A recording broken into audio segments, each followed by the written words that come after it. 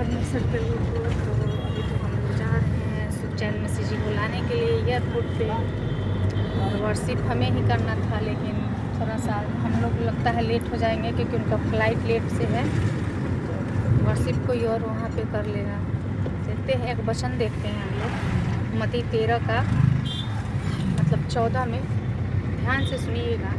उनके विषय में यशायाह की यह भविष्यवाणी पूरी होती है कि तुम कान से तो सुनोगे पर समझोगे नहीं, और आँख से तो देखोगे पर तुम्हें न सूझेगा, क्योंकि इन लोगों का मन जो है मोटा हो गया है और कानों से ऊंचा सुनते हैं और उन्हें अपनी आँखें क्या की है, मूंद दी है। मतलब परमेश्वर के राज के विषय में हमको जो बताया जाता है, ठीक है, हम लोग जब किसी को बताते हैं तो वो सुनता तो है लेकिन समझ नहीं पाता है कि परमेश्वर का वचन क्या कह रहा है। वो देखता तो है लेकिन उसको सुझाई नहीं देता है कि परमेश्वर किस प्रकार के काम को करने के लिए हमें बोल रहे हैं।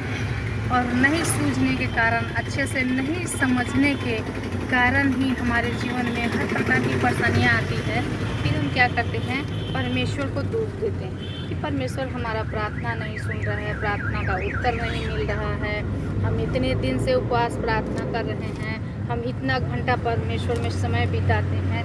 वो मायने नहीं रखता है, मायने ये रखता है कि आप वचन को किस प्रकार समझ रहे हैं और क्या जो आप दुआ कर रहे हैं किस प्रकार का दुआ कर रहे हैं, वचन पे कितना ट्रस्ट है, कितना बिलीव है कि नहीं, कितना फेथफुल है आप परमेश्वर में। और मरकुस 4:10 में हम देखते हैं कि यहाँ भी प्रभु कह रहा है कि जब वो अकेला रह गया तो उसके साथियों ने उन 12 समेत उससे उन दृष्टांतों के विषय में पूछा। उसने उनसे कहा, तुमको तो परमेश्वर के राज के भेद की समझ दी गई है, परंतु बाहर वालों के लिए सब बातें दृष्टांतों में होती हैं, इसलिए कि वे देखते हुए देखे और उन्हें सुनाई न पड़े, और सुनते हुए भी सुने और समझे, ऐसा न हो कि वे फिरे और क्षमा किए जाएं। मतलब ऐसा न हो कि वो फिर जाए और उसको क्षमा किया जाए, मतलब वो देख कर भी नहीं देख सके, सुनकर भी नहीं सुन सके। प्रभु इसलिए अपने दास को बोले, मतलब चेला लोग को बोले कि देखो, मतलब सांसारिक लोग हैं उनके लिए ये दृष्टांत है, परंतु स्वर्ग राज्य का भेद समझने के लिए तुम्हारे अंदर वो अधिकार दिया गया है, वो ज्ञान, वो समझ दिया गया है, फिर भी तुम पूछते हो। लेकिन दृष्टांत जो है वो चेलों के लिए नहीं बल्कि सांसारिक लोगों के लिए है। तो प्यारो, हम लोगों में से जितना भी प्रभु का चेला है ना, जितना प्रभु का सेवक लोग है, प्रभु का दास दासी लोग हैं, उन सब से परमेश्वर एक ही बात को कहते हैं कि समझो कि हम क्या कहते हैं, हमारी बातों को समझो, है कि नहीं। तो हमें समझना है और लोगों को समझाना है कि परमेश्वर का समझाने का उद्देश्य क्या है, दृष्टांत क्या है कि नहीं। दृष्टांत जो है वो अन्य जाति लोगों के लिए है, दृष्टांत जो है वो हमारे लिए, हमको समझने का, भेद समझने का परमेश्वर शक्ति दिया। क्योंकि जब हम प्रार्थना करते हैं तो प्रार्थना के द्वारा परमेश्वर ना हमसे बातें करते हैं, और कठिन से कठिन बातों को और गहराइयों को, उनके भेद के लंबाई चौड़ाइयों को परमेश्वर क्या है, हम पे प्रकट करते हैं। लेकिन जब हम नहीं समझ पाते हैं तो कुछ भी हमारे लिए संभव नहीं होता है, क्योंकि संभव करने के लिए परमेश्वर से बातें करना ज़रूरी है, वचन के गहराई में जाना ज़रूरी है कि नहीं।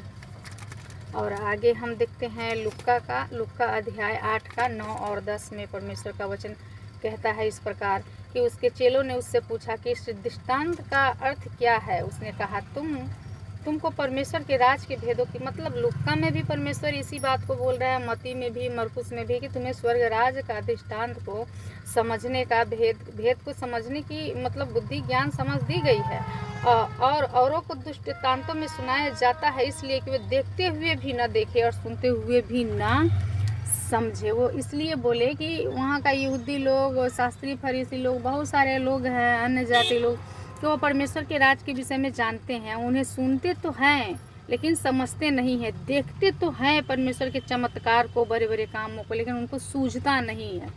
इसलिए प्रभु यीशु मसीह ने इस प्रकार की बातों को बोले, क्योंकि वो जहाँ जाते थे वहाँ चंगाई और बड़े बड़े चमत्कार, मुर्दों जिलाना, बहुत बड़ा बड़ा कार्य को करते थे। फिर भी लोग उनसे मतलब सवाल करता था कि मतलब तुम शैतान के शक्तियों से, इस प्रकार का काम करते हो। और प्रभु उन्हें भी एक्सप्लेन करते थे और बार बार प्रभु के ऊपर खुद दोष लगाया जाता था।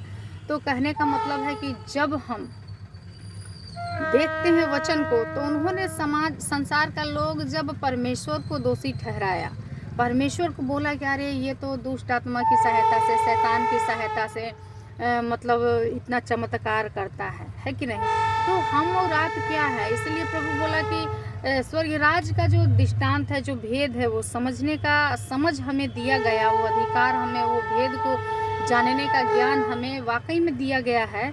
लेकिन वो उन लोगों के पास नहीं है। दृष्टांत जो है संसारिक लोगों के लिए है, और जो मतलब नहीं समझ पाते हैं उनके लिए, ताकि वो उनका मन कठोर है और वो नहीं बदलना नहीं चाहते, प्रभु में आना नहीं चाहते, अपने आप को मतलब समझाना ही नहीं चाहते हैं। मतलब कारण ये है कि वो तो जानते हैं, देखते हैं, सुनते हैं, लेकिन वो समझाना नहीं चाहते हैं, वो समझाना नहीं चाहते अपने आप को, और न किसी को समझने देना चाहते हैं।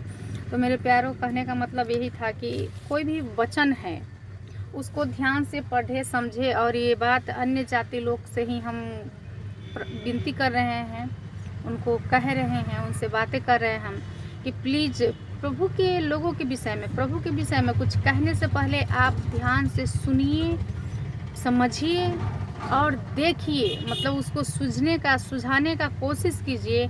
उसके बाद आप लोग किसी भी प्रकार की बातों को, अफवाहों को उड़ाएं, बोले, क्योंकि परमेश्वर महान है और वो निष्कलंक है, उनमें कोई पाप नहीं। हम एक जगह गए थे, मतलब प्रार्थना के लिए ही गए थे, तो एक भैया थे, वो हमसे कह रहे थे अरे यीशु मसीह तो खुद मतलब पापी था और श्रापित था।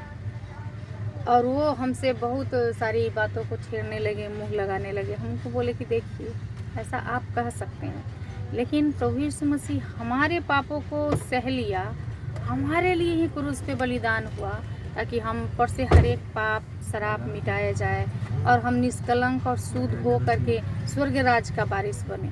तो परमेश्वर मेरे लिए इतना कुछ किया, और बाइबल में कहाँ लिखा हुआ है कि परमेश्वर ने मतलब कि हमें क्या किया, प्रभु कहाँ श्रापित है, वचन में कहाँ लिखा हुआ है कि नहीं। तो इसलिए गलत सलत बातों को ना फैलाएं, ना समझें, ना बोले, क्योंकि परमेश्वर पवित्र, आप पवित्र है वो, और लोगों को भी पवित्र करने के लिए आया, ताकि जो कोई उनके नाम पे विश्वास करेगा वो अनंत जीवन पाएगा। तो वचन को समझें और अच्छे से समझें और अच्छे से लोगों को समझाएं।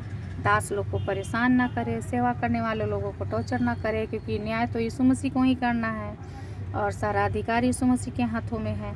तो जो उनके दास दासी को परेशान करता है, छेड़ता है, परमेश्वर उनसे सवाल जवाब करता है। तो ठीक है, परमेश्वर आशीष करे आप लोगों को। हम लोग ज़्यादा क्या बात करेंगे, बहुत लंबा वीडियो हो जाएगा, है कि नहीं। तो परमेश्वर आशीष करे। वचन को शेयर करें, लाइक सब्सक्राइब करें, और फेसबुक पे है तो वहाँ भी शेयर करें और देखें आप लोग, और हमें आगे बढ़ाएं। वचन को शेयर करें। और यूट्यूब पे हैं तो प्लीज़ यूट्यूब परिवार से विनती है कि आप लोग हमें सपोर्ट करें वचन को ज़्यादा से ज़्यादा फैलाने में। तो सबको जय मसीह, फिर मिलते हैं।